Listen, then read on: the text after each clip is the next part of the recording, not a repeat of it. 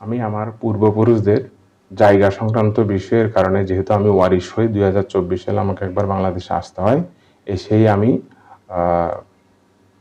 জুলাইয়ের বিপ্লবের মুখে পড়ে যাই। ভিডিও বার্তা বিভিন্ন মিডিয়াতে ছড়ানো হয়েছে, যেটা সম্পূর্ণ গুজব। 2014 সাল থেকে আমার কাকদ্বীপের ভোটার আদার সমস্ত কিছু আছে। এমনকি 2016 সালে আমি কাকদ্বীপের বিধায়ক মন্টুরাম পাককে ভোট দিয়েছিলাম, কিন্তু 2017 সালে আমার ভোটার কার্ডটি হারিয়ে যায়। তখন 2018 সালে আমি আবার আমাদের বিধায়কের সহযোগিতা নিয়ে আমি আবার আমার কার্ডটি তুলি। অর্থাৎ একদিকে নিউটন দাস তিনি বলছেন তিনি তৃণমূল বিধায়ক, তিনি তাকে ভোট দিয়েছিলেন, অর্থাৎ তৃণমূল কংগ্রেসকে তিনি ভোট দিয়েছিলেন, তিনি ভোটার কাকদ্বীপের, এটা তিনি স্বীকার করছেন। এবং এইখানে দেখাতে চাইবো নিউটনের দাদা, নিউটন যে বাংলাদেশের ভোটার সেটা তিনিও স্বীকার করছেন।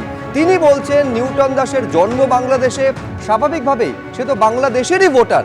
কি বলছেন নিউটন দাসের দাদা, দেখুন।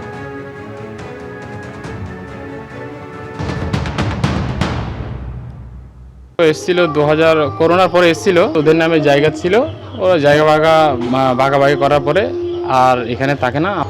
সে যেহেতু বাংলাদেশের জন্ম, বাংলাদেশে যেহেতু সে বড় হচ্ছে, তো অবশ্যই বাংলাদেশের তো ভোটার হবে। সে ওখানেও ভোটার করেছে, এখানেও ভোটার করেছে, সেটা তো তার একটা ফল না। সে একজন মানুষ তো দুটো দেশের নাগরিকতা হওয়ার তার রাইট নেই। অর্থাৎ দুই দেশের ভোটার নিউটন দাস, একদিকে বাংলাদেশের ভোটার, অন্যদিকে ভারতের ভোটার। দক্ষিণ 24 পরগনার কাকদ্বীপে তার বাড়ি, সেখানেই খোঁজ পাওয়া গিয়েছে বাংলাদেশি এই ভোটার নিউটন দাসের।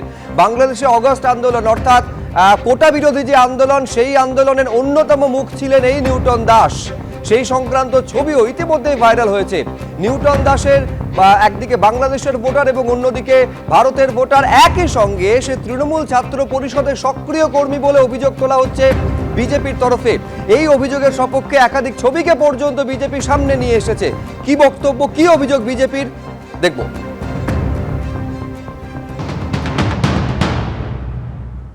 নিউটন দাস বা আইনস্টাইন দাস এরা পূর্ব বাংলার জেহাদি, সন্ত্রাসবাদী, এরা জামাত শিবিরের লোক।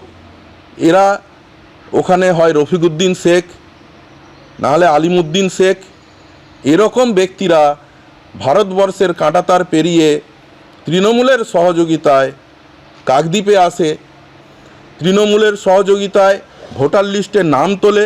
তৃণমূলের সমস্ত সাংগঠনিক লোকের সঙ্গে জেহাদি লোকেদের একটা মেলবন্ধন আছে, এদেরকে দিয়েই তৃণমূল ভোট বৈতরণী বের করে। জেহাদিদের লালিত পালিত করাটাই তৃণমূলের কাজ।